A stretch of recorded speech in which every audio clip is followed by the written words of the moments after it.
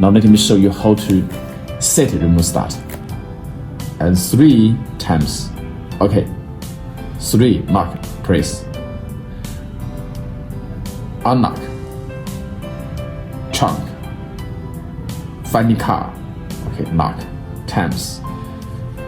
And complete this hold. Hold unlock. Hold trunk. Hold finding car. Hold lock. Okay. Change. Completion, lock, unlock, trunk lock, finding car lock, lock. Okay. Hold, unlock, hold trunk. There are many options to set remote start. So this LCD key competition is so big. It fits so many remote start methods as for original car, aftermarket car. So it's a good, okay.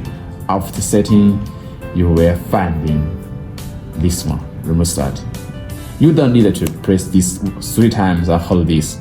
You don't need to press this 5 times and hold this, maybe hold this. You just only press one time to remote start. Don't press 5 times, 3 times, complicated behavior. Just like this action is so easy, thank you.